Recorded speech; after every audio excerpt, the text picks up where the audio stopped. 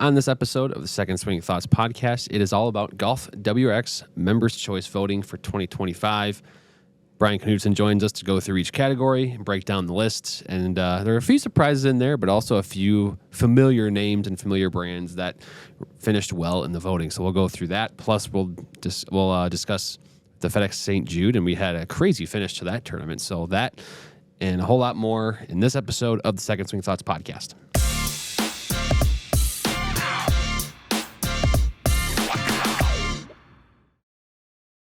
Hey golfers, I'm Drew Mahowald, Second Swing Golf, here in the studio, joined by Sean Bauer, co-host of the show, for another episode of Second Swing Thoughts. And we have a few really good items here. I think we have a really good what's in the bag to go through with Justin Rose. But then, of course, the big bulk of the show is going to be Brian Knudson going through Members' Choice Voting for GolfWRX. Some fascinating results in that. Yeah, very fascinating. There's a couple categories that I think I'll touch on them after we listen to the interview. But two things really stood out to me on those. And if you've been paying attention to our YouTube channel, we've been posting kind of segments throughout the last week or so. Mm-hmm. This is kind of the full clip with all the segments all together, and then a little more in-depth discussion as well. So should be good stuff. But yeah, let's get right into the turn because we had a really, really fun weekend of golf. We're going to start off with the FedEx St. Jude's, the first event of the FedEx Cup playoffs.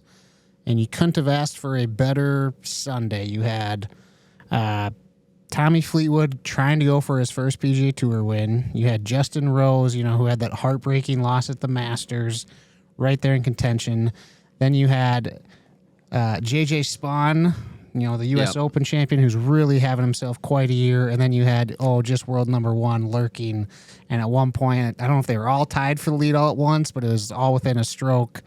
And then eventually, Spaun ended up posting the number. Rose ended up missing a birdie on 18 that would have won it outright. And, poor Tommy Fleetwood just couldn't execute down the stretch. Costly bogey on 17, unable to find the fairway on 18, so had no shot at a good look at birdie. So he finishes a stroke back once again. And then Scotty Scheffler, for as good as he was, he just, didn't quite have it down the closing few holes there. Yeah, it was a really fun Sunday finish because he also had, as kind of the side story that I thought actually NBC did a decent job showing was, the bubble of the top 50 and, getting Ricky Fowler's important shots in there where he was trying to move into the top 50, and you had some Johnny Vegas, some Chris Kirk. You had those names getting their shine as well for trying to make the top 50. But the finish of the tournament between the leaders was fantastic.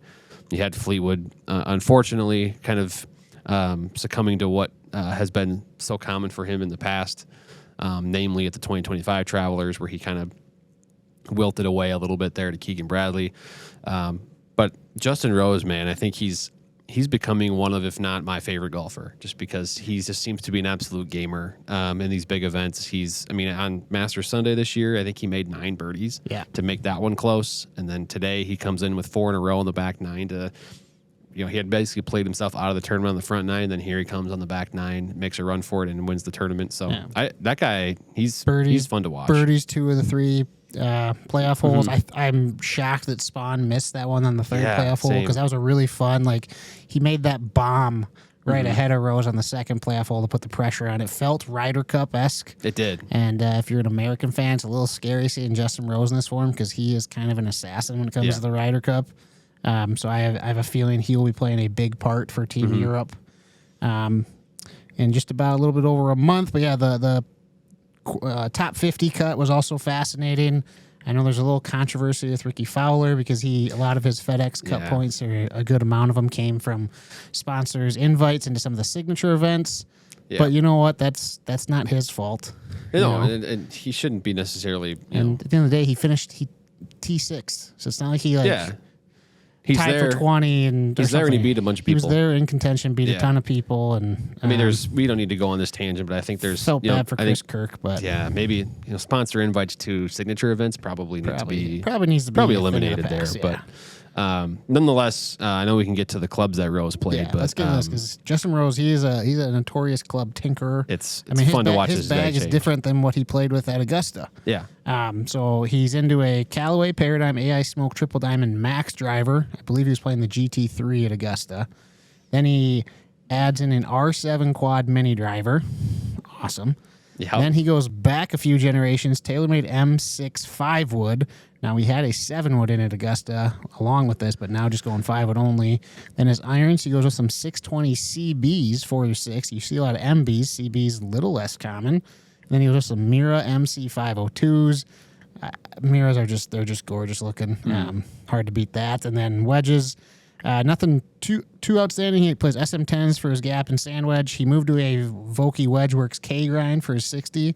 In Augusta, he was playing a Cleveland RTZ Tour rack, so little change there. And then he's into a Scotty Cameron Phantom T5 Tour prototype putter, which obviously he used to, for a long time played that Axis 1, but he's his switch. So really cool bag. He's one of my favorite equipment free agents out there too, because you've got.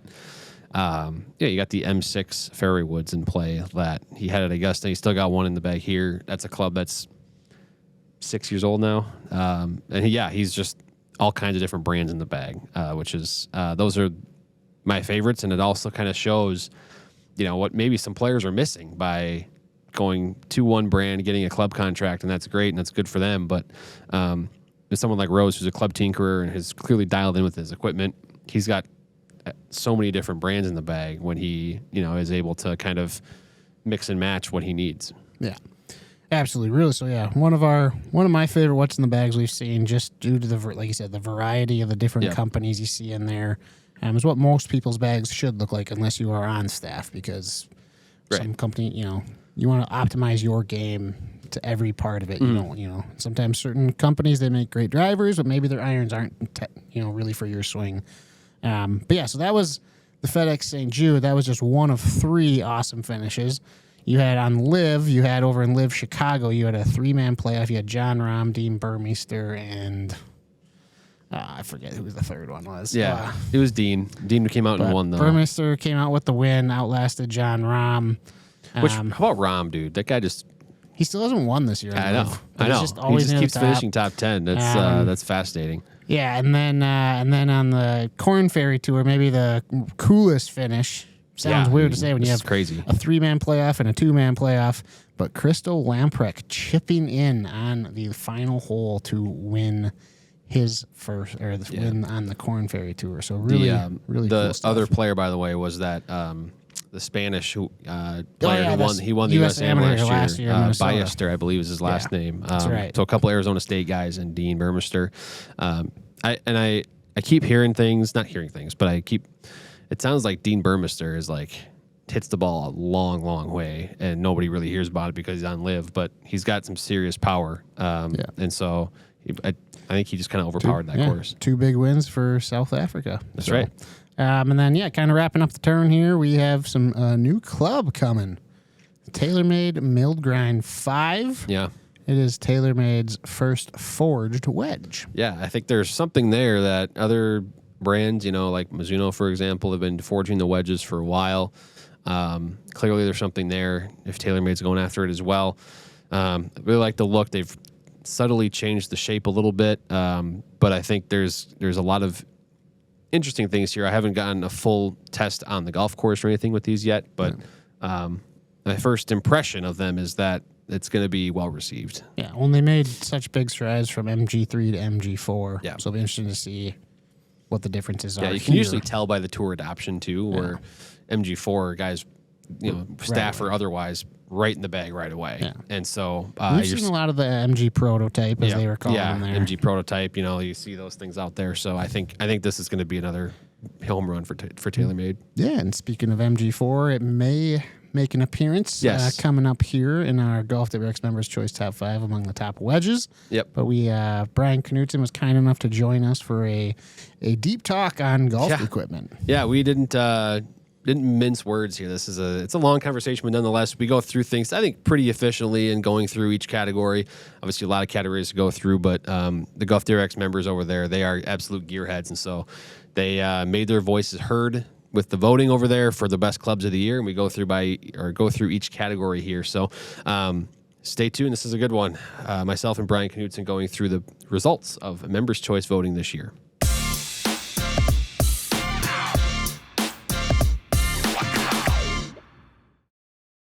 Hey golfers, and welcome back to the Second Swing Thoughts podcast. And today we have a very special guest. He's been on the show before talking golf clubs from GolfWRX. It's Brian Knudson, Club Junkie Pod, and we're going to go through the Members Choice voting results for 2025. So, Brian, first of all, thank you for joining. Obviously, we appreciate everything that GolfWRX does for us. You guys have quite the platform and community over there. Can you first just kind of give us an indication of what the Members Choice is and kind of how these results came about? Yeah, and thank you, Drew. I appreciate it, man. I kind of feel like part of the Second Swing team. You know, we've done so much cool stuff together and chatted about so many clubs.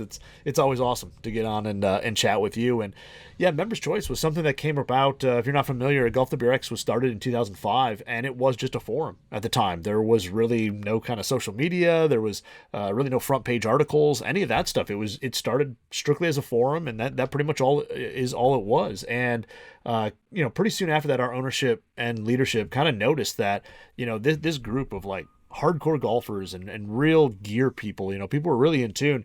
It would be great to kind of get their idea of what were the best products out there every year. So started a while back, and it is a way where, GolfWRX members, golfers, whatever, can kind of jump in and vote for their favorite products, whether, drivers, fairways, hybrid. We kind of go through the whole gamut of products, but kind of make your voice heard and, vote for your favorite stuff. And then at the end of it, now we kind of go through the results and see what won. And a lot of times, there's a few categories that you're probably pretty sure you kind of have an idea of what's going to win.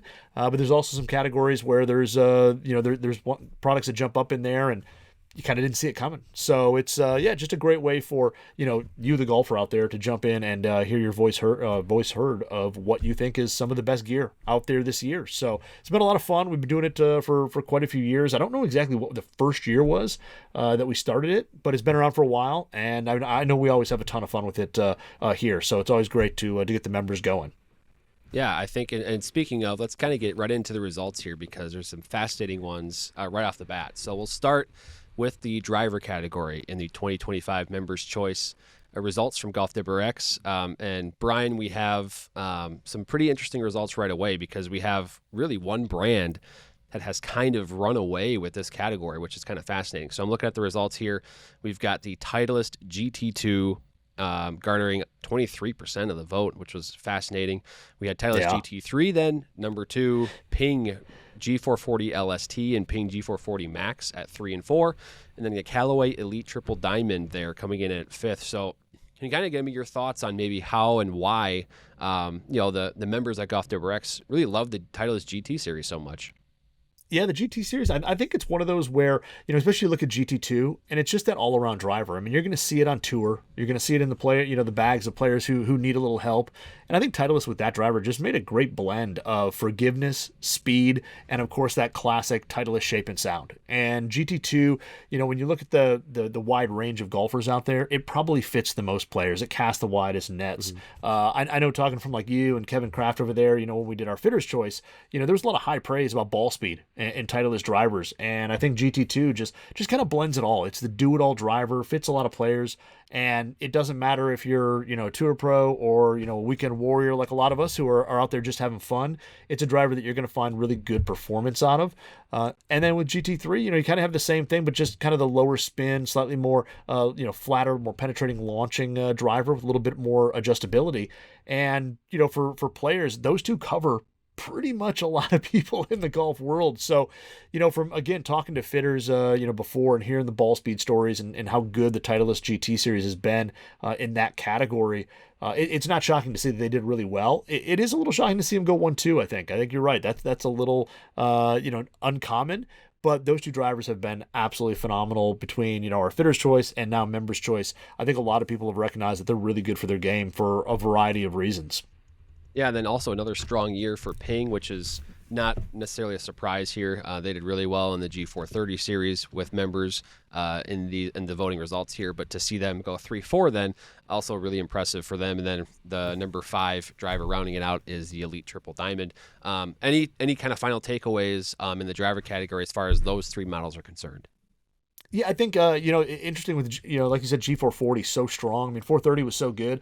I think going with Ping adding some ball speed, adding a little bit of speed to their drivers, which I know you don't necessarily think of Ping and ball speed in the same kind of category. You always know Ping's going to be stable and forgiving and easy to hit, even in the lower spinning LST models, But I think them adding some ball speed and kind of focusing on that for this G440 series, along with the sound and feel. I mean, how good, Ping Right. G440 may be the best sounding and feeling driver of the year.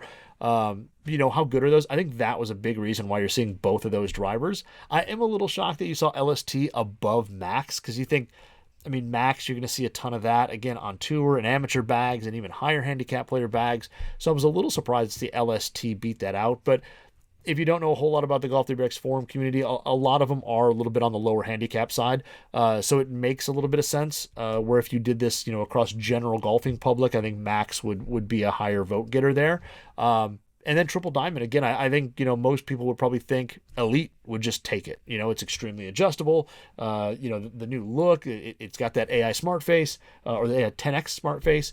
But to see the Triple Diamond, I think, again, has to show that, the GolfWRX side is a little bit more of that more skilled golfer. They want stuff that's maybe a little bit smaller, more compact. Sometimes they have more, club head speed, so they're looking for something kind of lower spin, maybe a lower launch at touch. But these are all drivers, and you look at that list, and you're like, I like all of these. Granted, GT3, I got fit into GT2, but all of the drivers I like a lot. I think they're all really, really good drivers in the space. And, they're just membership showing you that, they kind of do focus a little bit on the lower spin stuff when you look at the list. Right. Yeah, you definitely see that correlation a little bit. And I also like the correlation that between this list and just what I've heard from our fitters as well. There was a lot of praise for the Elite Triple Diamond as kind of the fastest, low spin model. So to see that up here in the top 5, it tracks for me as well. So yeah, that was the top 5 GolfWRX Members Choice for the driver category in 2025. Let's transition now into the Fairway Woods. So Fairway Woods for the GolfWRX Members Choice results here in 2025. Once again, we're joined by Brian Knudson from GolfWRX. I've got the Fairway Wood list, and similar to the drivers, but a couple of different names that are thrown into the top 5 here. So number 1 was Ping G440 Max. Then we have TaylorMade QI35, the QI35 family making an appearance there. Titleist GT2, the Callaway Elite Titanium, and then the Titleist GT3 is the top 5 list for the Fairway Wood category. So what can you tell us about G440 Max? The Ping Fairway Woods, they seem like they're running away with this category quite a bit the last several years. What do you think about the G440 Max, Brian? I think it's a great fairway wood. I think when you look at G440 Max, again, the Max name kind of has this connotation in golf of like, oh, it's Max, it's only forgiving, it's only high launching, it's only that. And why, yes, that does do those things. I think it's a much more versatile fairway than people give it credit for. And I think the better player, the higher speed player, the higher launching player can still find success with the setup that the G440 offers. You have the adjustable hosel on there, of course, with custom fitting and different shafts and things like that. But I think it is just a great fairway that's easy to hit off the deck. It's easy to launch. It's very forgiving. And when you set it down and look at it, it looks great. Again, we mentioned with the drivers, I think they really improved the sound and feel of the G440 line. And to me, that G440, the face is just a little bit deeper this year. And I think for that maybe a little better player who hits fairways more off the tee, that added face depth just gives you a little bit more confidence in hitting those tee shots. You don't have to kind of tee it as low and worry about it catching a little high in the face or anything like that. So I think that just kind of pushed that G440 to the forefront. And with Ping, it's every 2 years. So, you don't have, I'm not to say that it's hard to make a really good driver every single year, but with Ping, you have 2 years. So you have a little bit more time to test and develop and to research things. And I think that shows with these rankings. And the same thing with Titleist. You're on a 2-year cycle. So TSR was phenomenal. TSR 2 and 3, those were great fairways as well. But you had 2 years for Titleist to develop GT. And when they came out, both those are phenomenal fairways as well. They're easy to hit. GT2 launches high. If you're somebody who, again, needs a little bit more penetrating flight, wants that adjustability, GT3 has tons of adjustability with the movable weights on the sole, plus the Sure-Fit hosel. So those two there, really, really solid. Classic shapes. They look really similar from address. You're not looking at one that's really big and weird shaped, and then one that's really, kind of tour and traditional. Both the GT2 and GT3 look really good. And to me, I love seeing that the TaylorMade QI35 on there. I feel like TaylorMade has taken a little bit of a beating with the QI35 series because the guys on tour aren't playing it. But if you go out and you go to your local second swing, your fitter, and you start hitting some fairway woods, I think you're going to be extremely impressed with that QI35. It's long, it's hot, it's easy to launch off the deck. You can hit off the tee. Again, adjustability with having the hosel, the adjustable hosel now on there as opposed to QI10. I think QI35 was a legitimate step up from QI10, and I think this list shows that people notice it. And just because their favorite tour pro isn't necessarily playing QI35 in their bag, which, let's be honest, those guys play a different game than we all do. I don't care how competitive you are; they're playing a little different game. But it goes to show you that it is really a great fairway wood, and it is definitely worth a try if you haven't tried it yet. But I think the shocker out of all of them, Elite Titanium. Typically the titanium fairways, they're phenomenal, but usually people don't. Not as many people jump into it, and typically it's because of the price. They're typically extremely expensive compared to traditional fairways, which are not cheap anyway. But the Elite Titanium, I was kind of gaming this for a while, and I tell you what, saw some ball speed numbers that rivaled mini drivers. Saw some, easy to launch, very forgiving, very stable, and a good looking package. And I think Callaway nailed it. It was all just a price thing. Like, would people find enough performance to pay the extra money on top of a standard Elite fairway wood? And showing on this list, I think people definitely recognize that Callaway made a heck of a performer, and some people probably did find that the performance was worth the value. Yeah, I mean, clearly there's an interesting dichotomy, right, of this QI35 that you mentioned. We have, I mean, on tour, the news, right, is that McIlroy and Scheffler aren't playing QI35 drivers, and there's kind of this, like you said, a beating that TaylorMade is taking. But you're actually seeing a lot more QI35 fairway woods in the bag. I believe Scheffler's playing a 7-wood when he has that option in the bag, so it's not like they're not being played. And to your point, we've heard the same thing from fitters, is that the QI35 fairway wood family is phenomenal. So. Yeah, and then obviously the Elite Titanium, it's definitely kind of, to your point, with the price tag makes it a little bit more, perhaps of a, I don't want to say a niche club, but it's a little bit different in that respect. But clearly the performance is there. So that rounds out the fairway woods as far as the GolfWRX Members Choice Voting. Again, 5 really good models in that category. And now let's move into the hybrids. So the hybrids, top 5 GolfWRX Members Choice Voting for 2025.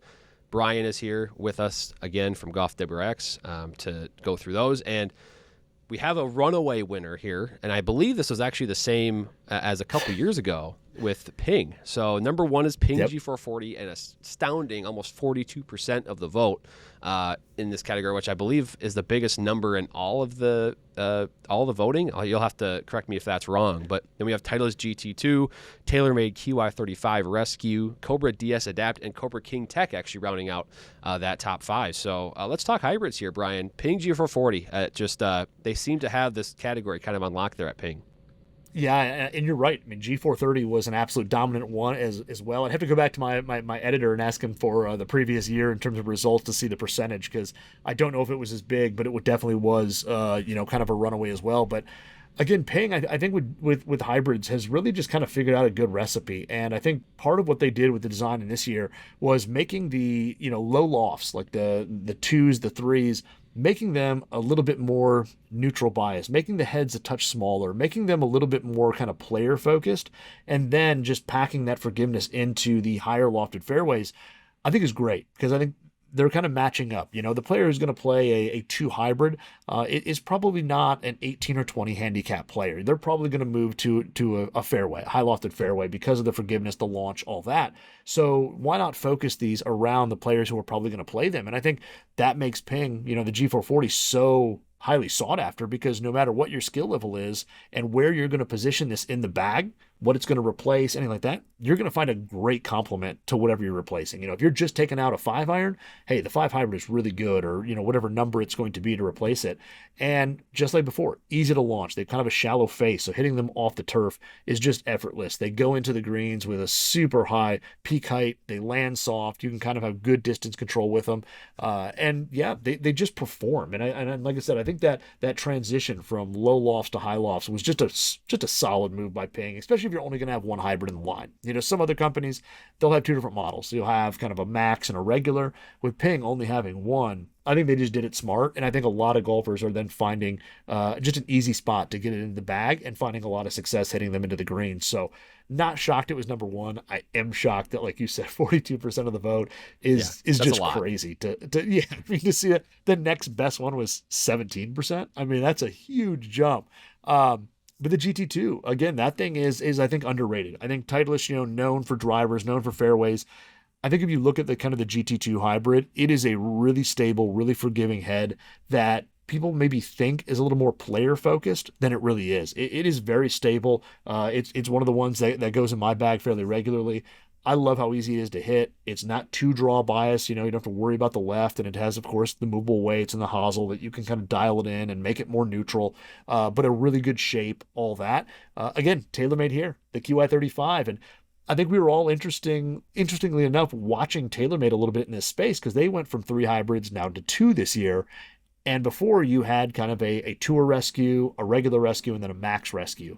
And they kind of combined the tour and the regular into just the standard QI35 rescue. And I think it was a smart move. I think for the player who's going to play a hybrid there, it's got a good enough look. It's still not too big. It's still pretty compact, but it's not too small like the tour was, where it would kind of intimidate some players, especially like in the 3 or maybe above.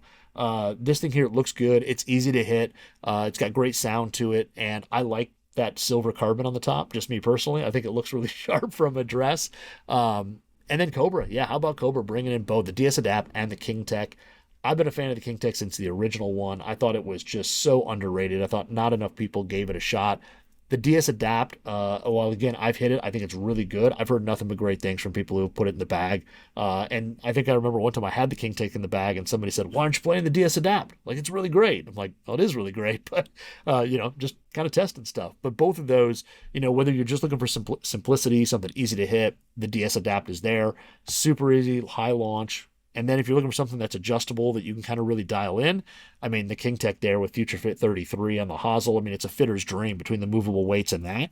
You can take any player that walks into your bay and really get them to, if you need to hit more of a fade or you need to draw it or need to hit it lower or higher, fitters like you guys have can really just narrow that thing in and dial it down to the exact specs that a player needs. And they look good from address. When you stare down them in those matte crowns, they got pretty simple shapes. I think they did a really, really nice job with the DS Adapt. And I'm a little shocked to see 2 Cobras on that list. I thought we might get 1, but 2 on there is pretty impressive from Cobra. Yeah, I mean, that's the difference between, the members at GolfWRX, right? And these are, the top gear junkies really in the entire sport that are, all about the golf clubs, all about the equipment. And so I think it means something, right? When any brand, let alone Cobra, obviously can get 2 models into the top 5 of a category here with these members' choice voting. And I think that's what is really cool about this, because I think a lot of golfers probably wouldn't think of Cobra compared to, the Titleists and the TaylorMades and the Pings a little bit. But clearly Cobra has a formula that's working with them in the hybrid category. And it's maybe not something that you, the viewer, would have thought of before, seeing these results. But kudos to Cobra for those 2 sneaking into the top 5 there. But as we noted, Ping has that formula kind of dialed in with the hybrids and runs away with number 1 with the Ping G440 Max. So, Brian, let's transition to the irons now. This is going to be maybe my favorite category. So, of the GolfWRX Members Choice for 2025, we have a kind of a runaway favorite, and I would consider it a runaway based on how many more options or products there are in the category. Srixon ZXi7 runs away big with over 20%, which I think is almost an unheard of number for the irons only category here. And then we'll talk about that. And then we've got Titleist T150 following the ZXi7, then Srixon ZXi5, followed by the JPX 925 Forge from Mizuno, and Ping Blueprint S. So Brian, the ZXi family, They continued to deliver there at Srixon with those irons. What is it about this family that has been so successful and has really resonated with golfers? Well, I like it because I think you love this one because you are a Srixon ZXi7 guy. Yeah, and, maybe a little bit, yeah. I think we've heard about your bag, and those might be in it. So I can see where you like this category a lot. And I bet you had one of those, 20% votes was probably for the ZXi7. Correct, yeah. But no, I think Srixon, I think with a lot of golfers, when you move outside, core golfers, people who are into it and they're into equipment and they research equipment and look at it. A normal golfer, I think out there, they look and they see, the big brands, and not to say that Srixon isn't, but they look at the Callaways, the TaylorMades, the Pings, the Titleist, they kind of look at those brands as the brands that make high quality irons, and they're the ones they know. When you get into a fitting scenario, and you walk into, a second swing and, one of your guys steps in and starts handing clubs, Srixon isn't a brand that I think everybody is super familiar with. They may see the hat on Keegan Bradley or Hideki or whoever on the weekend, but until someone hands them the club to hit, it's not something they go search out like on your showroom floor. They just don't do that. Yeah. But in I will say though, that is changing. We're seeing a lot of that script flipping a little bit in our stores where people are seeking that out more. But you're right for sure. 2, 3, 4 years ago, that was a very rare case. Exactly. So, when the fitter hands it to them, though, and they see, like, the ZXi7, like how good it feels, the ease of which it is to actually launch. It actually hits the ball a little bit high, in my opinion. And it's got some forgiveness to it, even though it's kind of a CB type iron. There's just a lot to the ZX7 that works really well. And then you get into that Tour V-Sole and, how it performs. Srixon just does a lot of things right. And I think even when you look at previous years, even when Srixon wasn't, they're a 2-year cycle, iron family. Even when their second year, the ZX, the 7 series and 5 series across the board have done really well. And I think with GolfWRX, they know Srixon name. They know the tour credentials it has. And then when they walk into their, fitter, they know they're probably going to see some really good numbers. And they combo up really easily. So you can, throw some ZXi5s in the top of the bag for a little forgiveness, little speed, and then have that kind of precision, great feel of the ZXi7 in the lower end of the bag, and they match up well. But Srixon's just done it really well in irons. And honestly, I'm not shocked at all to see both of these on there. I almost would say I expected it, only because going off past performance when just ZX 5 and 7 Mark IIs and the original ZX 5s, and when you got into the previous 785s and all those, they've all done so well. And I think our audience just kind of knows what Srixon's about. They know the quality, and they do go and want to go to their fitter, and they want to try those irons because they know what they're about. So those two, not shocked at all. And same thing with the T150. To me, the T150 is kind of like that cheater club. A little higher handicap player can play it. It still looks like a really good player's iron. They get a little distance. They get some forgiveness. It's just a smidge bigger than the T100. So a little bit of stability there, but I think it's a great kind of iron that plays above where it might be slotted. It can play a little higher than that. And then, 925 forged, same thing. I've got a set of them. I was really impressed. I thought they were extremely easy to launch. They hit the ball high in the air. They feel good. That new sole design has great turf interaction. It doesn't dig if you're a steeper player, you're playing softer conditions. And what I love is that Mizuno over the past few years has really figured out the bottom of the bag. I used to kind of not like Mizuno pitching wedges, 9 irons. I felt like they just didn't flow well with the set. That I feel like they've kind of knocked out. It's a really great looking set from Address. You can get them in chrome or black, which is always a huge thing because they both look really good. And then you have kind of the old man of the group, the Blueprint S, kind of hanging on there. And again, I think like the ZXi7, just an iron that it's more playable than you think. You see it on tour, and guys have won with it. It's out in tour bags, but it's not a player just for tour pros. It's got some forgiveness. It's got some stability to it, a great soft feel. You don't have to be a scratch player only to play the Blueprint S. And I think that is what pushed it kind of up in this list. But all of these irons, I think when you look at them, are going to be, they're all 2-year irons. T150 is now going to be replaced by a new one, but the new one's really good.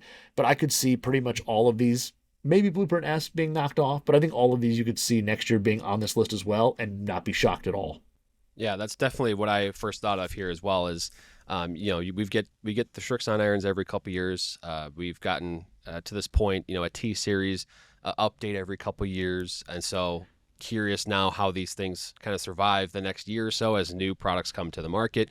We've seen a couple more here this summer yet from other brands as well, in addition to the new T series that could shake things up. But I mean, completely, again, I'm playing ZXi7, so maybe I'm slightly biased, but I have to agree with based on my own personal experience and the feedback from fitters that this list aligns really well with what I've seen and heard from the performance of each of them. So that is the irons, the top 5 in the GolfWRX Members Choice Voting for 2025.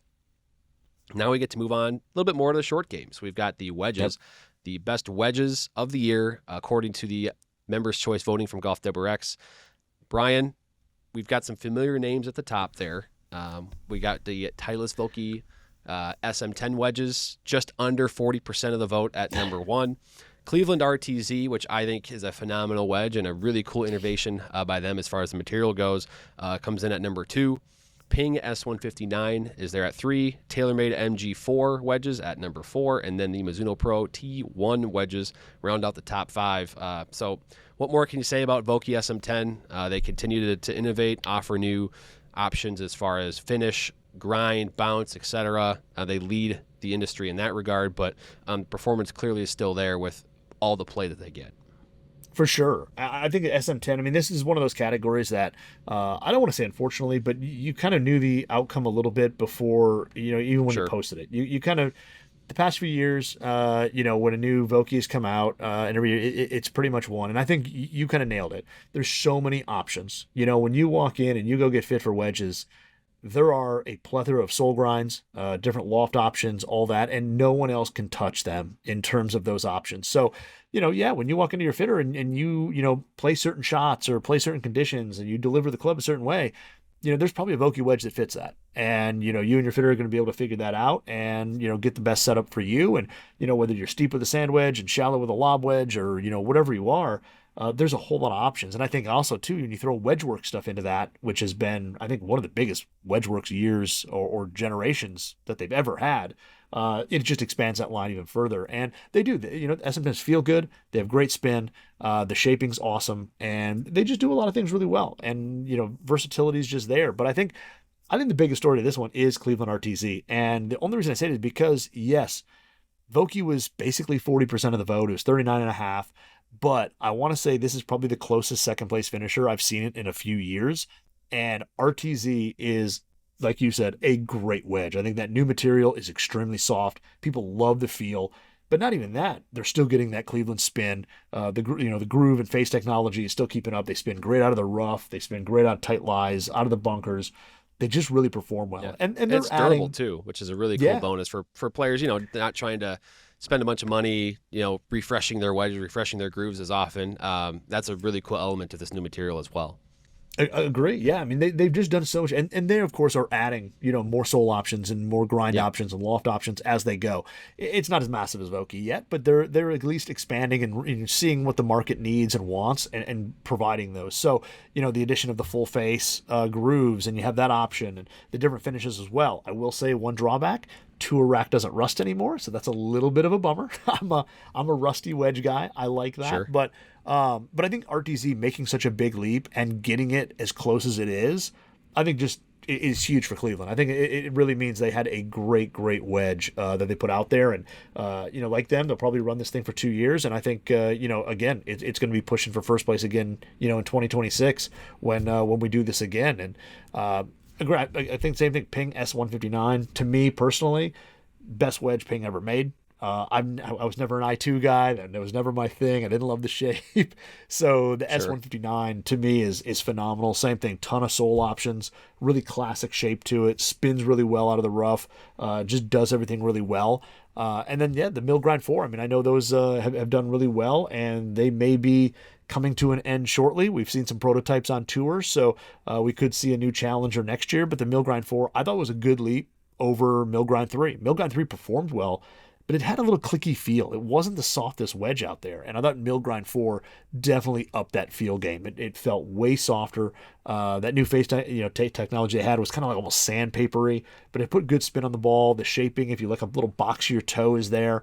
And again, same thing, expanding, sole options, different grinds, things like that I guess not grinds, they mill them into the sole. But a lot of options there for different players. And then Mizuno T1, I tell you what, that's a wedge. If you haven't, if you're out there looking for new wedges and you want to try some stuff, the Mizuno T1 is a really sleeper wedge. Great compact shape to it. The finishes are awesome. The blue is kind of stunning. Yes. I actually really like the black. I think the black is super cool. The blend of matte and gloss black, they just did a great job.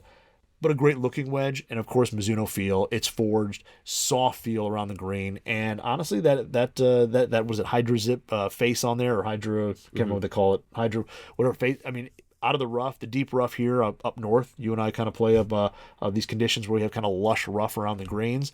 Great spin out of there, even early in the morning when there's dew, you get kind of a controlled shot, but a very under the radar wedge in the T1, and like we've said with others, starting to see that expanding those sole grind options can make a big difference in getting those wedge into fittings and into players' hands.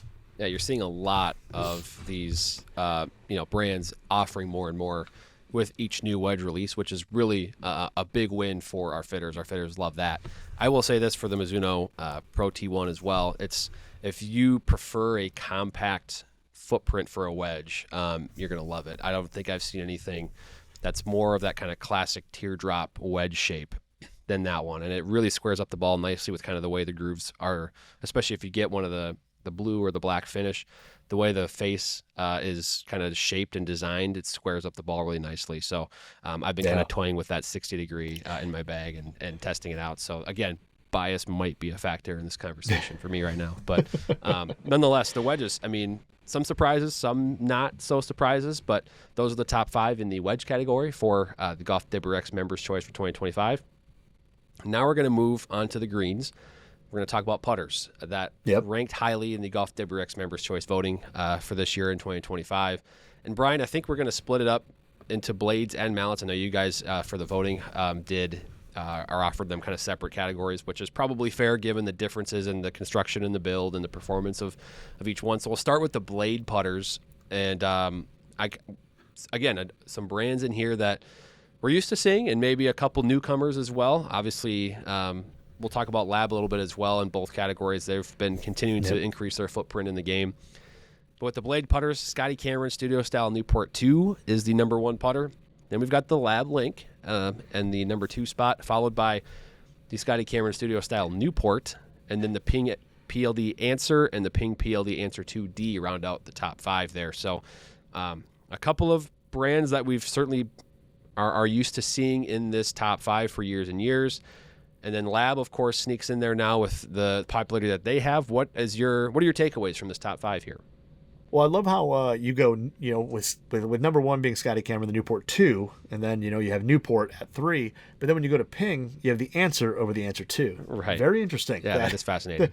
The Scotty fans love the little boxier, look to it, and I guess the Ping fans like the little more rounded, softer look. Yeah, so I do wonder, too, if that's just the notoriety and the popularity, of course, with attached to Tiger's name with a Newport 2 that not necessarily the Answer has versus with Newport. I don't know, maybe that's part of it, but nonetheless that is a fascinating find there. Yeah, I mean, I think you probably have a point. I mean, let's be honest. I mean, Tiger had a Newport 2, and I think for a long time everybody was a Newport or Answer guy. They liked that little more rounded shape, little softer shape to it. But yeah, when you look at Scotty, I mean, the studio styles, those Newports, they were really great putters. They felt great. And, I know Scotty has kind of that love-hate. You either really love what he does or people, don't. But I think either side, if you putt with one of those putters, either studio style, they were great feeling. They were soft. They were responsive. They had just enough kind of audible click to them that you liked the sound. I mean, everything about them. And I'm going to be honest, Scotty does the little details right. I love when you go on Instagram or social and you see some of these like boutique putter brands, like, guys that are, machinists that start making their own putters and they do these great putters. But there's always little details that I always go, man, if this could just be different. Scotty, I've never looked at one of his blade putters and said, man, if he could just change the sole, they always look so perfect. And I think over the years, he has just refined that blade shape, those shapes to just, they're just kind of perfect. And he's done a great job. And there's little changes here and there, every series.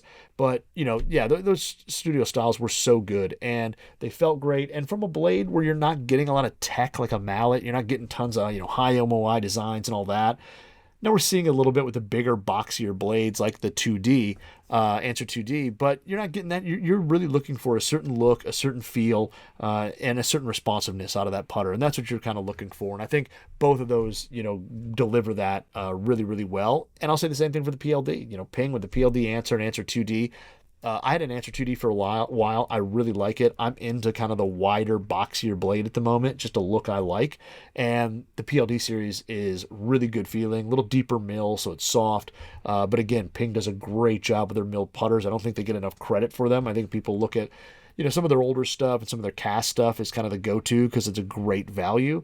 But I think when you look at their high-end kind of PLD stuff, it's really underrated for the quality that they do in there. And again, the look, the shape, they've been doing it for so long that they kind of perfected it. And their shape, it looks really, really good. And there's nothing really out of place with it.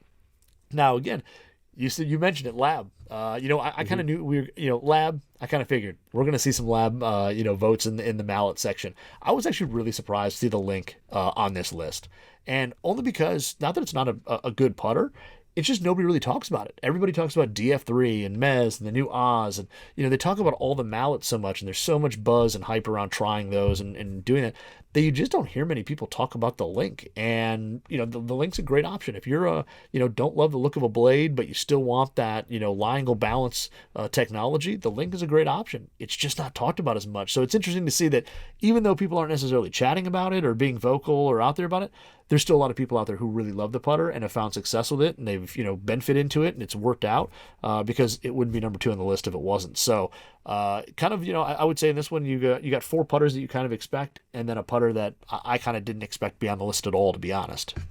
Yeah, I guess I am a little surprised when you put it that way about the Link getting into the top 5 here for the blades, but because it does seem like while Lab has certainly kind of taken over a large segment of the Mallet putter category, right? And we'll get to that here in a second, but it doesn't seem like they've had that same impact when it comes to blades. But nonetheless, clearly the members at GolfWRX think that Link is still a very effective if you're someone who likes the kind of blade look. So now into the Mallets.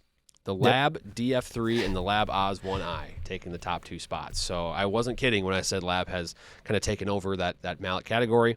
In total, that's 32% of the vote there, 18 for the DF3 and about 14 for the Oz 1. So clearly making its presence felt in the Mallet category. Then you have the TaylorMade Spider 5K ZT at nearly 8%, followed by the Scotty Cameron Phantom 5 and the TaylorMade Spider Tour X. So my big takeaway is just this zero torque trend clearly has this entire category really it's taking over, and so I think you're only going to see a few more of these models released to the market here in the next couple of years. Yeah, I agree. I think you're right. I mean, right now zero torque is hot, and I know putters. There's a big cycle. We saw. I remember. A long time ago, heel shafted putters when Phil was kind of hot in his prime. Everybody wanted a heel shafted putter. Odyssey number 9s and the 8802 styles and all these different models like that. That was the hot thing. And then we got out of that. And like you said, at a time the Newport 2 and Tiger was playing, like couldn't not have a Newport 2 in your putter collection or that style. But like right now with Mallets, it is big into zero torque, lie angle balanced, however you want, toe up, however you want to word it. There's a bunch of different definitions, and everybody has their own reasons of why they are what they are. But Lab has done an absolutely phenomenal job of turning a putter that was extremely controversial and looked down on because of its looks into one of the must-have putters out there. Everybody wants to try one.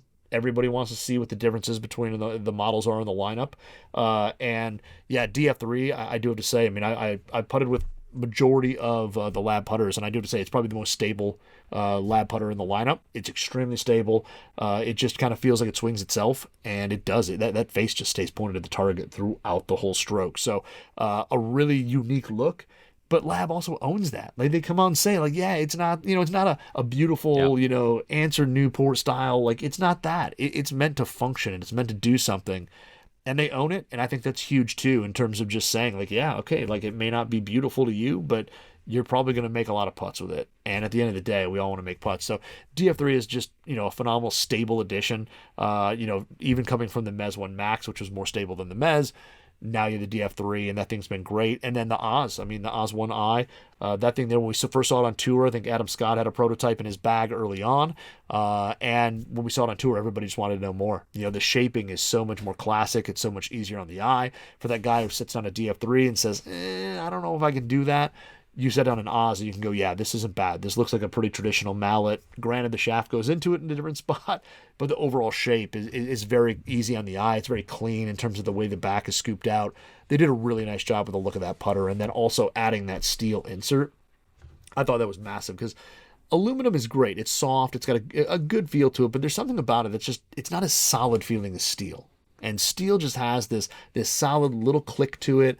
It just has, it's slightly firmer feel, but it's still soft. And I think adding that insert just made a putter that functioned really well feel and sound a lot better. Mm-hmm. And I love what they did with the Oz when that came out. I was fortunate enough to get one right when they came out. And I even said, I think on my podcast, I was like, this is the best feeling lab putter they've ever made. Like, this thing is really, really good. So, and then you throw in there the TaylorMade Spider CT, which stands for zero torque.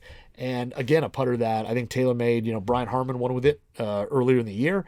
Then it finally came out to retail. And to be honest, like, that hasn't been out that long. I mean, but I know stores like you guys and stuff sold out of them so quickly. Mm-hmm. TaylorMade, I don't think, realized how many they were going to move. And you can probably attest to it better than me, but like, those were hard to keep on the shelf.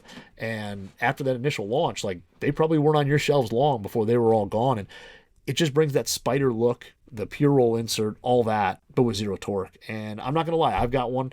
I think it's really good. It's kind of like my number 2 at the moment in terms of what goes into my bag. But I like everything about it. I like looking down at it. I think it, again, much like the DF3 from Lab, I think it's very stable. I think when you miss it off the toe and the heel, the face doesn't want to flop open or swing shut. It keeps the ball really straight. And again, gives you that kind of Spider look. And then, you got to get a camera in here. And the Phantom Series, let's be honest, the Phantom Series, when you look on tour, is in tons of bags. I love the fact that they're kind of continuously adding like little neck options and things like that. So, if you're a Phantom 5 guy, but they do make a 5.5, and they make, they just came out with the Phantom black one with the L neck on it. There's a bunch of different hosels, so you can do a little different toe hang depending on the feel for you. But those lines there, I think, have really kind of refined themselves well, and they've added a little kind of hidden tech when you start talking to like Austin Rollinson over there at Scotty Cameron and all that, and the design and what they're doing internally and how the pieces come together. It's not just a nice piece of milled steel and aluminum. Like, it does have function. It has reasons why things are done that way. And I think that's kind of cool, is that they hide that technology into that Scotty Cameron look. And that's, it's kind of nice. Not everybody wants to see tech. Some people want that classic shape. And I think that Phantom Series does a really good job at that. And then, Spider 2RX, what can you say? I mean, it's won, Scotty's won a major with it. Rory's won a major with it. It's already got at least 2 majors this year. It's in countless other bags. Right? Yeah, it's pretty darn good. But same thing with that, adding a couple options where they're offering Scotty's, plumber's neck or L neck version now at retail. You get the slant neck on it, the double bend, just a bunch of options. And that way, it's not just the Spider 2RX. They have a bunch of different options that you can kind of dial in to what you like the feel of, what you like the look of, what toe hang works for you. I mean, all those things really help out. And then, movable weights, all that. I mean, there's just tons of options. And again, kind of like wedges, when you have, sole grind options, putters, and you have options, fitters love it, because then it's like, hey, you like this shape? Great. Let's try a couple different here. See what works best. What do you square up better? And those all things go into it. So, with this one, I'm not shocked to see Lab 1 and 2, to be honest. I kind of figured they would be pretty high. I am a little shocked at the Spider ZT, only because it hasn't been out that long. It's probably the newest putter out of the list, and to see it jump that high that fast is pretty impressive. Yeah, that was a little bit of a surprise to me as well, to see I think it just shows, again, this zero torque idea, or, as you referred to, the different nomenclature out there to describe that style of putter, toe up, or, maybe it's the zero torque, whatever it might be that you describe. Clearly it's made its mark in golf. So those are the best putters of 2025 as far as the GolfWRX Members Choice Voting is concerned. Some surprises, some maybe the ones that we expected, certainly, and to some degree, but nonetheless, I guess 10 great putters that you can test out for yourself if you're in the market for a new one. So, Brian, we have a couple more categories to get to here. Let's get to the golf balls here. So the best, these are the tour or premium golf balls as voted. The top 5 as voted on by GolfWRX Members Choice. Again, we're talking about some brands that we're used to seeing at the top of this category, and then a couple of maybe ones that you're not so used to seeing. Titleist Pro V1 is at over 22%, and then the Titleist Pro V1X is at nearly 20%. So right there, you're at about 42% of the votes between those two models. The Srixon Z-Star Diamond coming in at number 3, followed by the Pro V1X Left Dash and the TaylorMade TP5X. So, Brian, what can you tell us about these tour golf balls here and kind of the vote distribution there? Again, top of the list, probably not so surprising, but maybe some thoughts on those brands that sneak in there, the Srixons and the TaylorMade TP5X. Yeah, I think this is a category, again, kind of like we talked with Wedge a little bit, that you just kind of knew. Again, if you're looking at past years, Pro V1, Pro V1X have always kind of dominated this list. And, again, like you said, with the percentages they have, they did it again this year. Titleist knows what they're doing. They make new Pro V1s. There's a 2025 model out there. They kind of made some changes into the iron spin, make the driver spin a little lower. But they're small changes, and I think they know, hey, let's not break something that isn't broken. So let's keep doing what we're doing well, and they keep doing it. And again, Pro V1 is kind of the number one ball, even if some players maybe need X. Pro V1's just the known name. In a way, it's almost like Kleenex, so they just go get that. I personally am a Pro V1X guy. I love the higher flight, a little bit added spin. For me, that just works out. But yeah, I agree with you. I think Srixon Z-Star Diamond was the shocker to me. I figured there would be a Srixon Z-Star in there, but I figured it would be the Z-Star or the XV. One of the two. Mm-hmm. Those ones there seem to me at least get the most play. But Diamond is kind of the higher spinning ball out of the three. And I was kind of shocked to see that one here. And much like you have other balls that are higher spinning out there, this could be, one of those things where players, just as they move into, lower spinning driver and shaft setups, irons tend to spin a little bit less nowadays. Getting something that with your irons and into your short game is going to kind of launch a little bit higher, have some spin. It's going to hold the green better.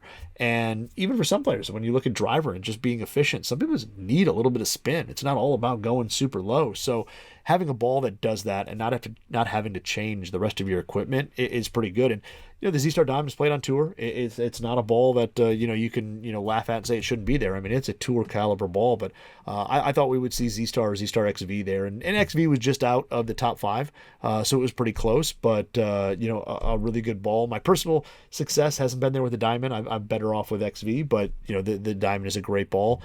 I'm a little shy to see Left Dash there. That's like we said, kind of that the Callaway Elite Titanium being kind of that specialty product. I think Left Dash is a little bit of that as well. Again, I think it focuses more on GolfWRX player forum members being a little bit more on the higher club head speed, higher spin type players. I think in the general public that ball probably has very little market share compared to other stuff out there. But for a player who wants that higher launch but wants very low spin on the driver and long side of the bag, it's a great option, for those high-speed players who have no other way to kind of reduce that spin. This is a great way to do it. For me, it's a little firm. I don't hold greens well with it, but it's not geared at me. It's not my ball. Sure. And then, TaylorMade TP5X. I think I expected to see TP5 here a little bit more so than X. But again, TP5 I think is an underrated ball. Really good in the wind. It's lower spinning in the long game there for those bigger hitters who do need to reduce spin. It's extremely long. It still feels really good. I know it's a little bit firmer than TP5, but I think it's a little bit softer than like Pro V1X to me. Feels a little bit subjective there. But TP5 is a great ball and something for me that, again, I would probably go a little bit higher spin for me personally, but for the player who doesn't need it, great feel, good control, and very straight. So, not totally sure. I mean, I would say 2 out of the 5 are a little shocking. TP5X, I can kind of go either way between that and TP5, but Diamond and Left Dash were definitely something interesting to see the membership vote on those as opposed to their siblings. So, very cool list and a very tough list. I mean, because a ball is I think very personal to your game and things that you need it to do and want it to do. So this one, I think it's a little more open other than the top 2 spots. I think it's a little more wide open, this category, when you look at 3 through 5. Yeah, I think it goes to show that these the kind of different branches now, or maybe siblings, if you will, of these golf ball families. I think having more options is worth it for a lot of golfers. Again, the Z-Star Diamond's a relatively new offering to the Z-Star family. The Left Dash is, for a while there wasn't really available to the general public, and now that it kind of is, there's a lot of, obviously there's a lot of play and a lot of interest in it from golfers out there. So the customization and kind of the making these golf balls more specific or more niche like for some players seems to be working for some of these brands. To see those in the top 5, like you said, surprising, but I think it maybe tells that story a little bit there, where there's golfers looking for a specific performance type or specific things from their ball that maybe the primary options in the family don't necessarily provide. So that's kind of the story I take from the top 5 golf balls in the members' choice voting there. So lastly here, Brian, let's transition to what we've got for shafts. So this is the best shafts in GolfWRX Members Choice Voting for 2025. We've been talking to Brian Knudson from GolfWRX, who is kind of helping us out with breaking down the top 5 in each of these categories. So last one here, these are kind of the wood shafts, or that you, I guess, metal shafts, right, that you'd put into your longer clubs. So some brands that we're familiar to or used to seeing up here, but also some different ones in my opinion. So Fujikura Ventus Blue Velocore Plus takes the top spot at just over 15%, and then the black Velocore Plus is right behind at just under 14%. Graphite Design Tour AD VF there in third, Mitsubishi Diamano, the whiteboard there in fourth, and then the Ventus Red Velocore Plus there in fifth. So obviously the Ventus Velocore Plus family doing really well in this category. But what else are you taking away from the top 5 shafts here, Brian? Yeah, I mean, I think it's interesting that, you look at, Graphite Design, Mitsubishi, both making it into the list with lower launching shafts. The VF, and again, shaft fitting is extremely specific. I mean, you really do need to go work with your fitter and see what works, because on paper, VF and WB, low launch, low spin shafts, which you kind of expect. The GolfWRX community is a little bit biased towards those type of things. And then, of course, you have Ventus Black. But the interesting thing is that Ventus Blue wins it. And, the mid-launch shaft is the one that actually wins. But then everything else is, for the most part, the lower launching options, which is very unique, very interesing. That is kind of fascinating. And then you see the red, of course, still make it into the top 5 too. I know, and there was a year once where Fujikura with Ventus did I think it was blue, black, red were 1, 2, 3. So I knew the Ventus stuff was going to be up there. That was no question. They've done really well, and I think when you look at fittings and things like that, the Ventus shafts perform really well. They have a couple different profiles, so very easy to get people into the right one that works with their swing. And you guys probably see, a lot of Ventus shafts and driver fittings that come out of your stores as well. So, yeah, I mean, having the ability to kind of match those up and say, you need a little more height, let's move to red, or you need less, let's move to black, whatever it is, they pretty much have a Ventus shaft for you. So that's a pretty good, line of shafts. It's probably going to be on this list for a few years to come, because they've been on there ever since their introduction. The VF has definitely been one of those where I won't call it, Graphite Design DI, which, if you don't know shafts really well, the orange and white shaft that you see on tour a lot. Tiger played it for a little while, but the DI was kind of Graphite Design shafts. It looked like the VF is starting to take over in that position. You're seeing more of them on tour, and this is the black and red one. That you'll see more of them on tour. You're seeing more of them, people talking about it, more people trying it out. And I think seeing something a little bit on the lower launch, lower spin side from Graphite Design was well needed. I think they didn't have a lot in that space. It was pretty much XC, and that was about it. But now to have VF in there as something, as an option with a little stiffer handle, pretty stiff tip, is something that the stronger player is really resonating with and really liking. So you get the smooth Graphite Design feel, but you have something that's a little bit more stout, a little bit more controlling of that spin number. And then, WB. I mean, again, Diamana in its, current generation, WB, BB, and RB. We have the whiteboard, the blue board, the red board. The whiteboard, again, you look on tour everywhere. I mean, so many people playing the whiteboard. It's an extremely popular shaft. And again, for that stronger player who wants something that's going to control launch, control spin, but they don't want to play a piece of rebar. They want something with a little bit of feel. This doesn't have the crazy stiff handle, crazy stiff tip section like the Fujikura Ventus Black does. It's a little bit softer there, and it offers a little bit more feel, and it's going to react a little differently to different swings. So somebody who's maybe a little smoother tempo but still has some speed, the whiteboard could be a great option there. But also too, when you look at wood shafts, don't necessarily take what is on the website or what's on paper as it. You need to go hit it, because like for me, I actually launched whiteboard a little bit high. It's more of a mid-launch shaft for me, even though it's WB. Like it and Blue Board are kind of similar in terms of launch, which is interesting. But yeah, these are really good. And then Red, Red's a really good shaft. I think, when you look at shafts that are labeled as mid-high launching and mid-spin, people just automatically kind of write them off and say, well, that's not for me. And, it's going to be soft. It's not going to be, as straight and da-da-da. The shafts nowadays, even though they launch a little bit higher, they can still produce really accurate, consistent shots. And if you need a little bit of height, you don't have to worry about like, oh, it's not going to be as accurate. It definitely is. These things are built extremely well. There's a lot of engineering that go into every graphite shaft. So seeing Red on there is just nice to give, guys like myself who, a little vertically challenged in their golf shots, give them, a little bit of love out there. But all of those shafts, I mean, you're going to see, on tour, you're going to see in, amateur bags, you're going to see them a ton in fittings, just really like 5 really great shafts. I mean, everything below it's really good too. I mean, the graphite shaft market is just, it's full of great shafts, but these 5 are definitely some that have had a lot of buzz around them.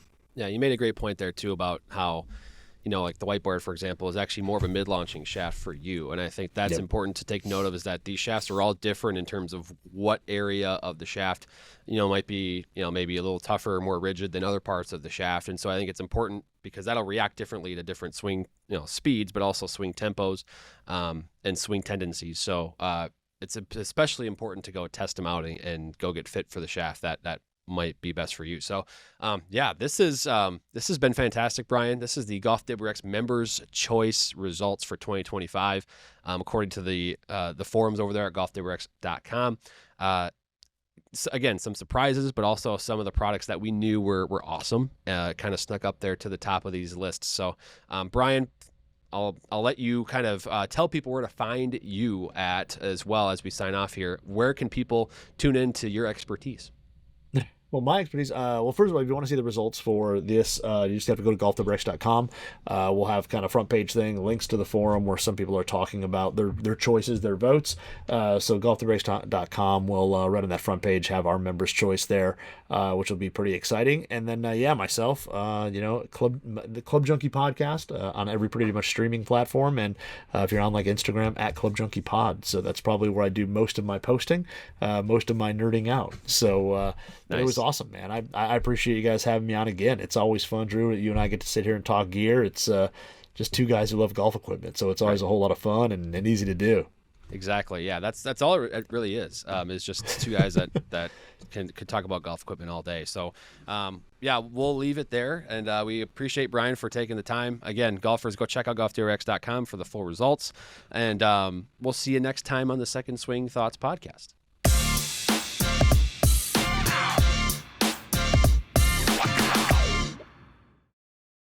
That was Brian Knudson, GolfWRX. A long one, loaded one, but nonetheless, really good insights on the best clubs of the year. Yeah, I kind of mentioned earlier in the show that 2 things kind of stood out to me. One was in the Mallet putters. Yep. Lab has the top 2 spots. That's really, really impressive for a company that 3-4 years ago, most of the golfing world had never heard of. Yeah. And to see them not only make this list, but to beat the likes of Scotty Cameron and TaylorMade Spider, who are, and you put Odyssey up there too. Those are kind of the 3 kings, especially when it comes to mallet putters. Really impressive. And then on the wedge side, Vokey's always going to be number 1. I don't know if that'll ever change. But to see how close, and you even heard Brian mention it, that was the closest he's seen a second place finisher to Vokey in their members' choice voting. Cleveland RTZ, we've obviously talked about it as a Fitter's Choice winner. I play them; they're fantastic, and I still like Vokeys. It's just I wanted to try something new, and so far they've been outstanding. But pretty impressive to see them close that gap with Vokey there. Yeah, I mean that was my big takeaway too. Were both the ones that you had was Cleveland RTZ. They're clearly doing something right with that Z alloy material with the Cleveland wedges, and then obviously in general the zero torque trend. Yeah, it's top 3. It's catching on. The top 3 mallet putters there. So, but that is the wrap for GolfWRX Members Choice. The full results and go to golfwrx.com. And another thing I forgot to mention, this also stood out, was Ping just dominates the hybrids. Oh yeah, I mean I feel like last year was the same thing where they just ran away with the conversation. Just ran away with it, which is pretty impressive. And so if you're looking for a hybrid, according to the GolfWRX members, Ping Gear 440 is where you got to go. So as far as what else is on YouTube coming up, we've got a bunch of kind of head-to-head clump comparisons. As of this week, we have we had a Mizuno iron comparison, Pro S3 versus the Pro 243, and then we also have Titleist, the old AP3 against the T250. So a couple of players' distance irons, how things have changed in 7 years, and then our continuing with golf ball stuff on Live at Lunch. So stay tuned this week for Callaway, and then next week we have a special guest from Titleist joining to talk about the Titleist golf ball lineup. So lots to check out on the Second Swing YouTube channel. Yeah, on the Second Swing side, our clearance event is still happening. So if you're in the market for whatever kind of club, driver, fairway wood, putter, make sure you check out our deals. They're going for it's one of our biggest sales of the year. There have been some promo codes, especially on the used wedge side. So anything from below average all the way up to mint condition qualifies. So check out our website, check out our stores, look for them, take advantage of these sales while you can. All righty, that's all we got. That's all we got. That's all we got. We only kept you here for an hour and something this time. We'll find out. But yeah, subscribe. Stay tuned for more episodes. We got a bunch more content coming in the future, and we'll see you next time on the Second Swing Thoughts podcast.